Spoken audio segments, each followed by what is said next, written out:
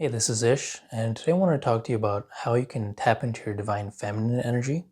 So, in the last talk, we talked about the masculine energy, which is on the other side or other pole, and that's related to your outward focus, being very competitive, having a clear vision and mission, and focusing on that, and having a one pointed direction.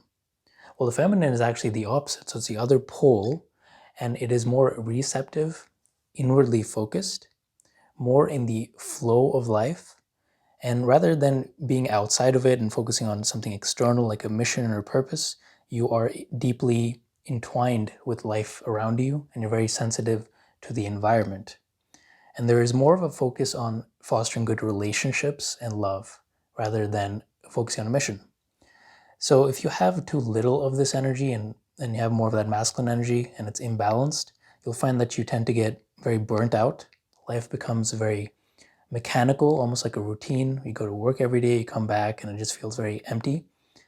And there is a lack of connection and empathy to people around you. So you focus more on objects and goals rather than the flow and connection of life.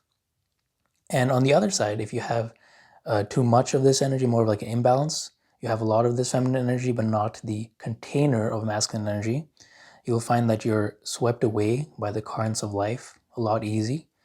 So you don't have that gravity or focus, and you don't have a direction to leave potentially bad situations because you can think that you can just work it out or work with the other person. So this is often why women tend to stay in abusive relationships long past when they should, because they think that they can save the other person or connect with the other person, while the masculine energy is more directive and it wants to get out of different situations or get into new things. And then another imbalance would be passivity. So if you have too much of this energy, you tend to be too receptive and you don't have your own gravitas. And you also manifest needy behavior because you're looking outside for external validation. So, how are a couple ways we can tap into this healthy version of this divine feminine? Well, things we can do is to really get in touch with our bodies. So this can be through dance, through movement. So there's no goal in mind, but you're rather just expressing yourself through your body. So those are great ways to really touch into this environment, this quality, and going to a spa, getting a massage, to really take caring of your body and your mind. And then also reflecting on how you're feeling. So emotions play a very big part of the feminine energy. So if you can take time to really process what you're going through rather than pushing through it, you can really tap into this energy. And you'll find that the feminine energy is very vast because it is life itself. So you can actually gain a lot of cool insights and really grow as a person through this reflective quality. And another thing you can do is focus more on relationships. So calling a friend just for the sake of it, just out of the blue, and talking just for talking's sake.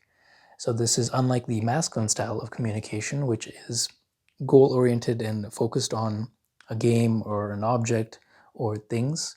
Rather, you're talking to someone and really paying attention to them and just talking for the sake of communicating. And another thing you can do is also nurture other people or other things. So you can take care of a plant, you can take care of pets and also other people. So just doing nice things for other people just for the sake of it because you want to make sure that they feel happy and connected. So being connected with other people and things are very important. And the next thing is following your intuition. So intuition is a feminine quality and it's actually a really powerful quality because it can guide you in your life and you're very attuned with the environment around you. So with your intuition, it comes from an inner space. So it comes when you're not trying to focus on things, but rather allowing things to happen. So notice this quality is a quality of letting go. So in the masculine, you're trying to control and set forth different things. With the feminine, you're relaxing and letting go of this control. And when you let go of this control, you will start to gain new insights, new things, and you're very attuned to things around you. So keep in mind when you're trying to develop this quality of intuition, you'll know that the intuition speaks in commands or pictures. So it'll tell you, do this, go here, do that. or it'll give you a picture of what you want, while the ego tries to explain. So it explains you should do this because of this and this and this, while the intuition just tells you, try this out. And a couple ways to develop this intuition is to get into periods of reflection more, such as meditation, and then to develop the bigger intuition, so understanding the big life choices, you want to start off with the small intuitions. So it can be start off by telling yourself, what do I want to do? What shirt do I want to wear? What outfit do I want to wear? And just listening to that little small answer and just doing that before you can make bigger life decisions. So it's a process of letting go, listening to the space, and then just acting on that. And the next way to tap into this feminine energy is creativity. So a lot of the great arts and music of the world is created by tapping into this energy. So this can be done by obviously painting, drawing, doing any kind of arts and crafts.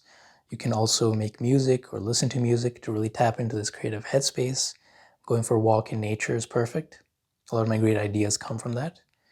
And creating videos can be another way to do that. So just sharing your creative inspirations out there. And then lastly, just being one way to develop this energy is to be more radiant and being open to everything. So while the masculine is very focused and it's polarizing, the feminine is more receptive and open to everything. So kind of think of the feminine like a flower. It just blooms and it's there and people bring its attention on it and it grows through external attention. So ways you can develop this inner radiance and also being open to everything is number one, just taking care of your appearance and really building that that energy that attracts other things around you. And then the next would be to build that lightness of being where you can be receptive of everything and everyone. So not trying to criticize, but rather allow and just accept everyone as they are. And just being open to things. So when you go to different things, have a why not, why can't I do this? Let's do this. A kind of attitude of just accepting and going with the flow. So relinquishing that control and being open and receptive to things around you. And the last thing I want to bring, I know I keep thinking of new ideas, would be one way to tap into this energy is to decorate and fill your life with different things. And this is really evident when you go to a teenage boy's room and a teenage girl's room. So the teenage boy has emptiness, it's masculine, it's just things have purpose. And the teenage girl's room has like pictures of, posters up on the wall. They have like flowers and they have every single nook and cranny of the room just filled in with different things because the feminine likes to fill their lives with different things. So ways you can tap into this is just to decorate up your room and make it really pretty and just fill it with pictures and paintings that inspire you. And then also just filling your life with more content. So just hanging out with friends, just having a more busier life and feeling that full with activities and things you can do and people you can talk to and just having that flow and connection of life. Notice that there's a very common trend here, and that's one way to do it. So I hope this helps. Thank you.